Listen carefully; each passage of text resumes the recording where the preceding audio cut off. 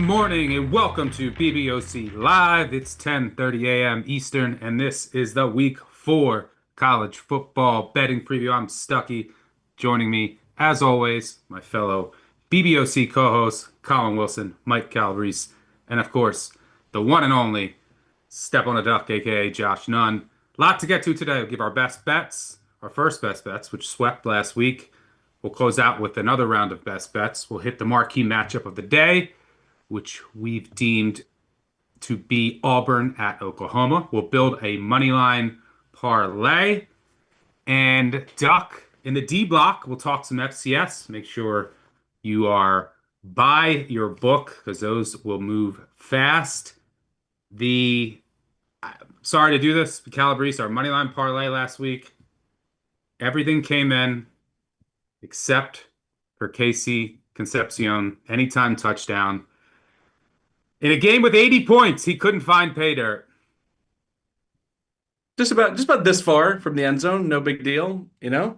So I'm gonna go ahead and put myself in player prop prison. No player props on today's episode. Happy to deliver a winner. We'll get to that in the moneyline parlay. Go into one of my favorite teams in the Sun Belt. Hopefully, you can get the mojo going in the right direction. But yeah, absolutely painful. Not only stopped at the half-inch line, but also three passes to the end zone from Marcel Reed. Couldn't find KC for six. So painful. Well, good news, bad news. I looked at the submissions for the moneyline parlay this week. I saw Collins. That was the one I was going to use. I saw Ducks. That was the other one I was going to use. So I used another one, and then I looked at yours, and I completely disagree with it. So I'm color me shocked, Stuck. I don't think you've liked a bet I've had this entire season. So hopefully I can get on the board here and prove you wrong. all right. By the way, quick slips. We'll drop them in the chat on YouTube if you want to follow along. Make it easy to click. Same with that playbook on Twitter.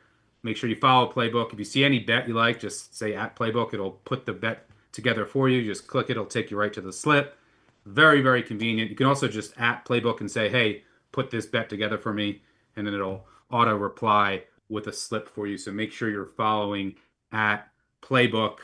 Had someone, Tommy, in the chat asking, is this the day that we're going to see some surprises and upsets? This isn't the NFL. This is college football. Of course, there's going to be upsets. We saw one last night with Gundy going down in ugly fashion. That Oklahoma State team. I don't know how low to rate them. Like, were they like worse than Wyoming now? It's bad. It was ugly. I mean, they just can't complete a forward pass. They were dominated that entire game. Anyway, let's get to our best bets. We will start with you, Colin. What do you got? Showcase at the end of the night is going to be USC on the Big Ten Network going against Michigan State. We're going to go USC team total over 37.5 points. Michigan State has played the 118th strength of schedule so far this year against the powerhouse offenses of Youngstown State, Boston College, and Western Michigan. And somehow their defensive pass efficiency rank is 90th. They've been horrible against those offenses. Now Jade Maeva is coming in with nearly 1,000 yards for USC already, 6 TDs, an average depth of target at 10.3 yards. He's going deep, and that's why you need to know the name Makai Lemon, who's not getting enough credit as one of the best wide receivers in the nation, definitely the best on the west side of the Mississippi River, and 4.9 yards per route run. If you don't know what yards per route run is, 2 is considered explosive. Makai Lemon's at 4.9. So yeah, USC team total over 37.5 tonight. Yeah, my only concern here is that USC has Illinois noon kick next week on deck. So do they if they get up big, do they park the bus in the second half? Also, I haven't seen too much about this, but Jacoby Lane, is he going to play? He didn't practice. He's questionable. Like USC's engine is Lane and Lemon, Lane and Lemon. I assume that Lemon's props have been hit already. I'm not really a prop player, but Lane is questionable. Something to keep an eye on. Maybe they hold him back because they have some big games coming up. But yeah, on paper, they should absolutely shred this Michigan State secondary. Calabrese, where are you going? Gonna lay the big points with UConn, a rare opportunity for the Huskies to be 3 touchdown favorites, but I don't think it's enough against a Ball State team that's clearly a bottom 10 team in the FBS. Fignano has been spinning it for the Huskies. 6 big time throws against just one turnover worthy play this year. Plus, he has Skylar Bell, who's arguably the best if you want to lump UConn into the G5. G5 wide receiver. He's second in yardage among G5 wideouts. He's someone who's just going to torch this Ball State secondary. And then once the Huskies have the lead, all the pressure slides over to Kyle Kelly, who's ill-equipped to throw the ball. Really, he's more or less a wing T option kind of quarterback. If he throws it more than 15 times a game, usually that means things have gone awry for Ball State. So I see him behind a really porous offensive line, being under pressure, making a mistake or two with the football. And if UConn can win the turnover battle, they're clearly explosive enough on offense. And defensively, too, for UConn, I think this is a bounce back spot. They played 3 really good quarters against Syracuse. They were stout against the run the whole way against the Orange. They fell apart in the fourth quarter and overtime. And then you look at the UDEL game, everything just went right for the Blue Hens in that one. I think the truth is somewhere in between. I'm not saying this is even a top 100 defense for UConn, but they're not horrible, and they're going to be able to handle, a one-dimensional Ball State attack. So I'll lay up to 21 here with the Huskies. Guess what, Calabrese? I agree with this one. I agree with this bet. I'm on UConn as well. My only concern, I tried to look back. The sample size was so small. Teams off 2 overtime games that are like big favorites, like never happens. That how does that impact them? But on paper, yeah, you're right. I don't see how Ball State gets stops. Like Ball State has a decent pass rush. Like their defensive line's probably the strength of it, but their secondary is bad. Their back seven is bad. And they're not stopping this UConn offense. And then how you want to attack UConn, I think the weakest part of their defense is their corners. We saw them get exposed against Delaware, but is Ball State going to exploit that? No.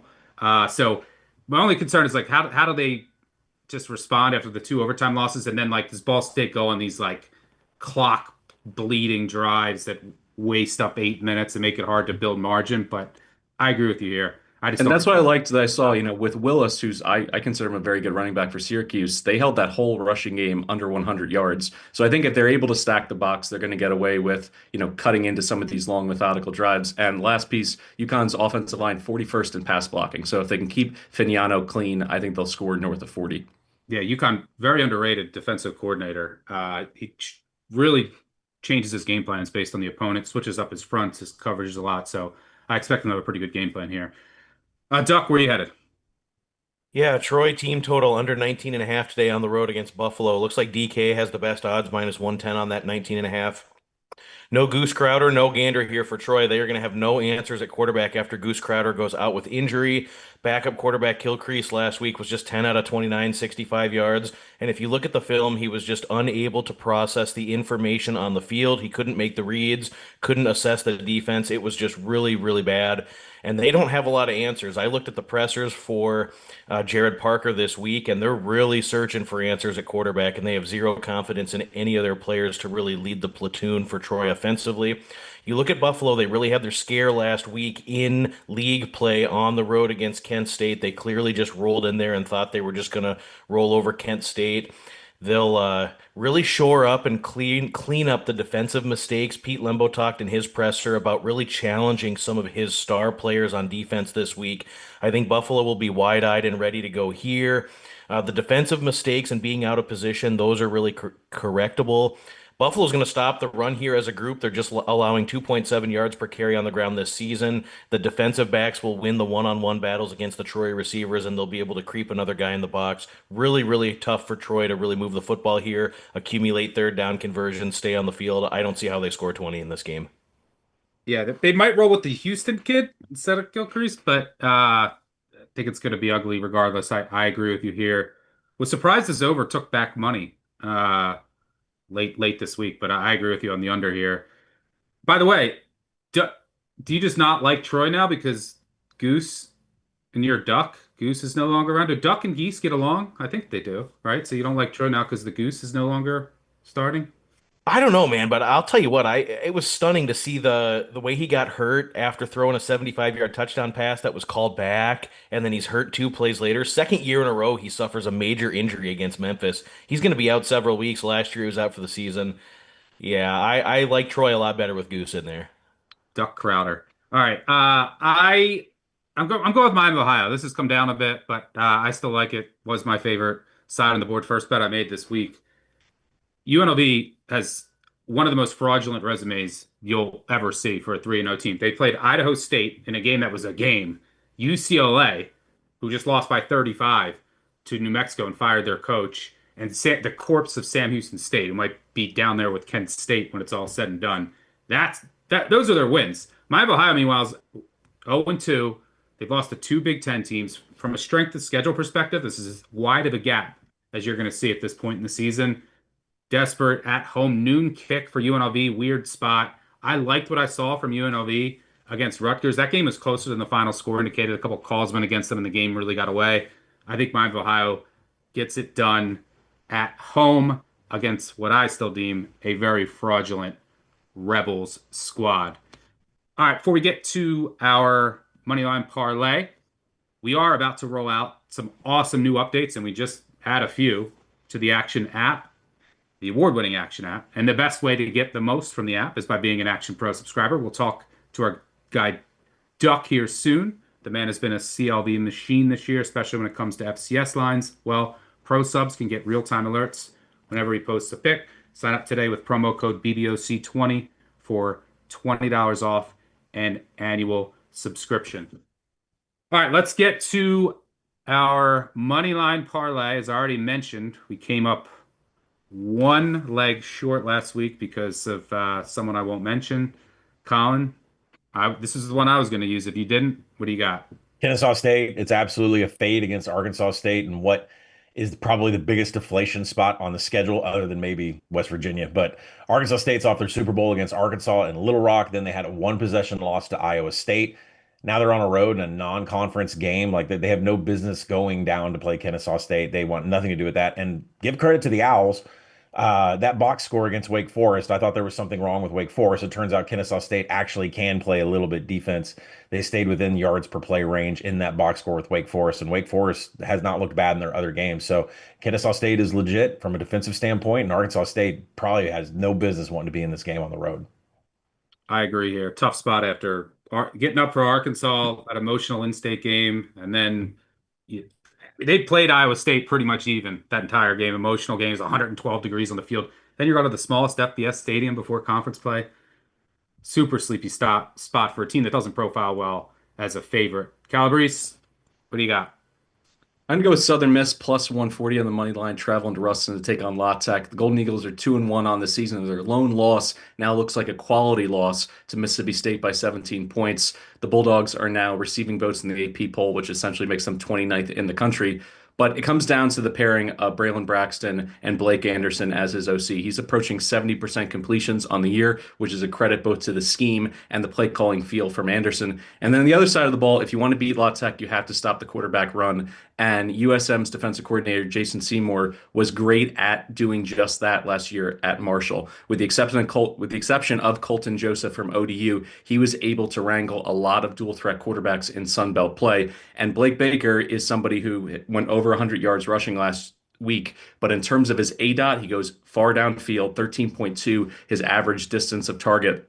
But he's scattershot. At best, he's going to be a 50% completion guy. I can see this game within the game going USM's way. And this secondary is what I hoped through the portal would gel for the Golden Eagles. They had 3 picks last week. I think there's an opportunity for them to repeat that here. If they win the turnover battle, they're clearly a live dog, and I have enough faith in quarterback play to get over the hump here. La Tech, I'm not going to call them fraudulent, particularly when you look at the 4 quarters of hell they put LSU through and that win last week going away against New Mexico State. But the quarterback play, if they get in a position where they're down and they have to throw, I think the bad things are going to happen for the Bulldogs. So I'll take USM plus 140.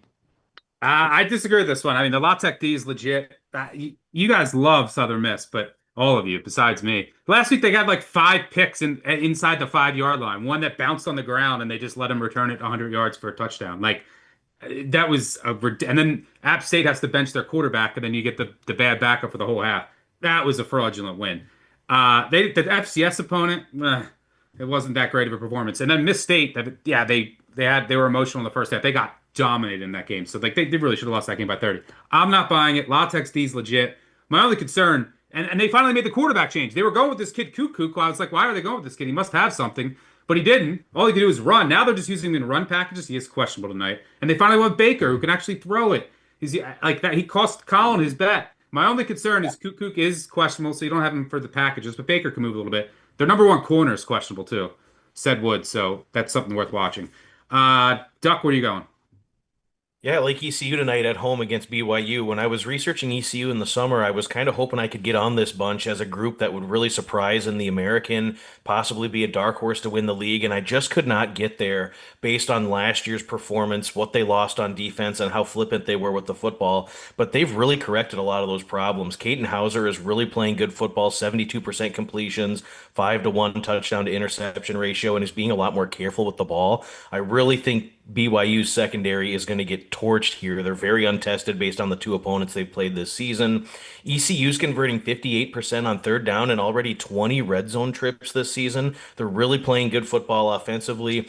The defense from the second quarter on against North Carolina State has been completely lights out. If you just go put on the film in that second half against NC State, in their FCS game, and last week against Coastal, flying to the football, tackling well, creating turnovers.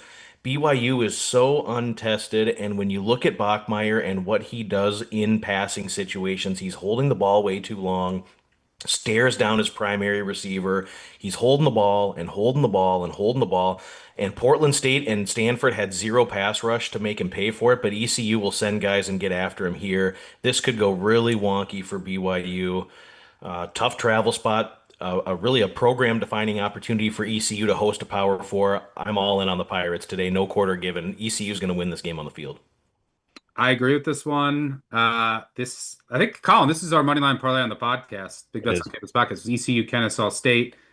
Yeah, true freshman. First road start. First tough environment start. Greenville's not an easy place to play at night. And yeah, ECU's been super, super impressive. So I like this one a lot. BYU defense, maybe some regression coming from last year. They're good, but they also got pretty fortunate last year, and I think that secondary can be attacked by Hauser and company. Since you guys took my ECU and Kennesaw, I'm going to go with EMU. Let's go Eastern Michigan against ULL. Weird spot for ULL going up to Ypsilanti for this game before conference play. They don't have a quarterback. Like their quarterback got hurt. I still can't believe I didn't win that shutout bet. I bet Missouri to win by shutout plus 650. Team total under didn't hit. They had one 80-yard broken run and then a tip pick that led to a field goal. Their other 37 plays went for 35 yards. They threw for 4 yards. 4 yards on like 14 attempts. The kid Beal, you can go back. He had to come in the Rice game to try to win it. He went 0 of 6. Go back to the bowl last year against Marshall. It is horrific. So maybe they go with this kid Lunch. Like he's more of the runner. It's bad. EMU at least has an offense and a quarterback. They put up almost 500 yards at Kentucky last week. They matched them yard for yard, just were pretty unlucky. Also, I got a coach that wins close games versus a coach who doesn't. Give me EMU. Desperate team searching for their first win. I like what they showed last week, like just pride on defense. And one team is a quarterback, the other doesn't. Give me the Eagles. All right, that pays out. We got Eastern Michigan, Kennesaw, ECU, and Southern Miss. Pays out about 38-1 over at DraftKings. Since I run this show, I'm going to make a rule that says if we go 3 for 4 again and Calabrese is the one that loses, he is out for next week. In the penalty box on the Moneyline Parlay, it'll just be a 3-teamer just for 1 week. All right. Marquee matchup. Auburn, Oklahoma.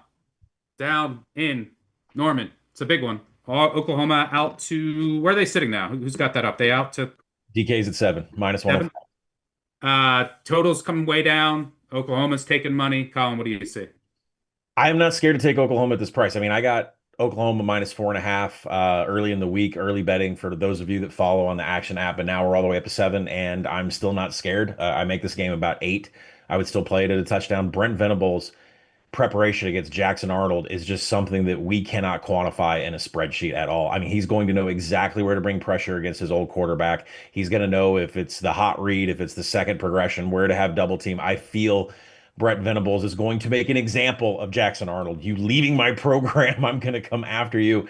And the Sooners defense is second best nationally in passing efficiency. That's already a problem. Top 10 defensively in quality and finishing drives. Opponents are not putting together possessions against the Sooners and getting into scoring position. When they do, they're not scoring. This Sooners defense is legit, and I think we really need to consider the fact they have a great chance to beat Texas and play in the SEC championship game with this brutal schedule coming up. I think they're still meat on that number out there if you like Oklahoma. But John Mateer, we haven't even seen him get close to what he was at Washington State. Like 5 big time throws, 4 turnover worthy plays. He's not played where his ceiling is so far. He's going to connect with Deion Burks and Isaiah Satania against this Auburn secondary that gave up 13 explosive passes to Baylor. So I have complete confidence that Mateer is going to hit his targets. They're going to explode, and Venables is going to destroy Jackson Arnold today. So I'll give me Oklahoma. I'd swallow the 7. Yeah, I got nothing. Numbers wise, at 7, I'd lean Auburn. The secondary for Auburn worries me, and they have injuries against the Oklahoma receivers. Their front has to win this game against the Oklahoma offensive line. That's the weakness of this Oklahoma team, the offensive line. They're young, they're injured. Can guys like Falk just go off and force Mateer into mistakes? So the Oklahoma defense is legit. The under makes sense, but now it's probably been bet too hard. But just the familiarity angle. I'm not sure that Arnold is going to be able to throw it, but they got the receivers. The Oklahoma secondary looks really good, but it's untested. Can guys like Gilroy continue their ascent? So a lot of moving parts. We'll learn a lot about both teams. It's a pass for me. Calabrese, how about you? Yeah, I think this total's been bet down too much. I'm going to go over 46.5. You guys talked about it. When Oklahoma has the ball, I have serious questions about this Auburn defense. And then with Jake Crawford probably not going to start at that right cornerback slot, I think this could be problematic and lots of I don't think explosive he plays. plays. Yeah, so if that's the case, I think Oklahoma absolutely can get to 35 points in this game. And I get the angle with Jackson Arnold up against his former coach, but let's look at this Freeze versus Venables last year. Auburn was able to generate 482 yards of total offense against this OU defense. That was by far the most surrendered by Oklahoma the entire season. So I still have faith in Freeze to pull the right, strings here to be able to generate. I think this goes over if they get to 17 points. I feel confident that he's going to be able to do that with how dynamic this running game can be. I'm considering anything over 125 yards from Jackson Arnold through the air as a bonus, and I think they're going to be able to get there. So I'm going to go over 46. I'd play this up to 48. Yeah, Crawford did get upgraded from doubtful to questionable. Anthony is playing. But I would be surprised if he's plays a full workload. And he's important. Duck, you agree with Colin here? Yeah, just such a major test right now for Auburn, lining up against the OU defense with their talent and the schematics. It really stiffens here for Auburn on the road. OU's been completely lights out defensively, 3.5 yards per play, just 171 total yards per game surrendered, one red zone touchdown given up in 3 games. OU should really be able to put the pressure on Arnold here and register some defensive havoc. You look at the Auburn offensive line, they have given a little bit of it up, and OU defensively, already 7 sacks registered and 24 tackles for loss. OU is third nationally in defensive success rate, seventh in finishing drives. It's going to be tough sledding here for Auburn on the road. I think they lack the downfield pass explosives and the ability to acquire chunk plays through the air to be able to move the football. And I'm just not confident in Auburn's offensive attack to string together enough consecutive third down conversions to keep possession of the ball and consistently move it into the red zone. OU defensively, just 7 out of 41 third downs against them have been successful. This defense will get off the field here in these spots. OU looked a little jerky in their opener, but they've really kind of put the offense together with Mateer. I think this group will be able to do enough to put stress on that second level for Auburn. They're going to pull away here late. I think they win the game and they eke out a cover. So anything under a touchdown, I think we're good. And I think this is honestly could be the start of the slide. I'm not high on Auburn anyway. I've got a win total under ticket in pocket. I still feel good about the position. When you look at what they have coming down the pipe, A&M, Georgia, Missouri. I mean, how many times does Hugh Freeze need to get Pavian? Could happen again this year. And then they finish with Alabama. I think Auburn is looking at 7-5 at best. So yeah, I think a little too much respect here for Auburn. Oklahoma's still kind of hitting their peak. I think the Sooners separate today. Should be a good one, and whoever wins, hype machine goes up. For the winner, let's keep Duck on the screen for the D block. Talk some FCS. Duck, you're having a great year, especially in FCS so far. One I got to rib you for was Morgan State. I agreed with you. Oof. Toledo looked like that was their Super Bowl. Morgan State plays Central State today. There's there no line for that, right? 0-3 No line versus for that. 0-3. There's no line for that, right? What's Central State? I don't even know what they're in. Division two. That's at noon. Some sicko. It's probably one sicko somewhere trying to watch that game. Anyway, what do you got in FCS for us? Yeah, first one here is the War of the Wheels. Southern Illinois travels down to Southeast Missouri State. Good regional rivalry there. SIU is significantly more talented, and they play in a much stronger FCS conference, and they just blasted fellow OVC member UT Martin 37 to 10 last week. This team is led by dual threat quarterback DJ Williams. Last week ran for 128 yards and threw for 217. Southeast Missouri State is giving up 213 rushing yards and almost 6 yards a carry on the ground defensively. SIU is a strong running team. SEMO averages only 3 yards per carry on the ground and just 4.9 yards per play. Their offense has looked really jerky this year after some key losses from last season. SIU is going to completely swallow this Southeast Missouri offense up. It is a rivalry, but this team is completely outclassed. I'd honestly lay up to 8.5 here with SIU and still feel good. So at -3.5, this is completely a value play on the Salukis. I'm going to lay it on the road here, -3.5. War for the wheel. All right. The next pick, you're going with Vatek, who burned me a couple times this year before I jumped off that wagon, luckily last week. You like Vatek today, laying the points? Yeah, and it's moved. We played it on the openers at 28.5. I still think we're good here. I went back for more. Anything under 35, we're good. I'd lay 37.5 here. Interim coach will provide a little bit of refreshed perspective and renewed energy in the locker room this week leading up to prep. And these guys are going to ball out here today. When you look at Wofford, they're going to be completely overwhelmed in the trenches. The talent gap will be stunning here. And Virginia Tech, this is one they absolutely have to put on a good showing. For Wofford, a couple stats. 181 total rushing yards in 3 games combined, and 68 of those yards were on one play. Wofford can't run the football against teams in their own level of competition. They're not going to be able to run it here. Multiple quarterbacks have been rotated in. They're just completing 41% of their passes. The Terriers, 7 out of 39 on third down, and they've surrendered 22 tackles for loss and already 10 sacks given up. Vatek and their front seven are going to absolutely feast here. There's going to be tons of negative plays for Wofford, tons of third and long. They're not going to be able to get out of it.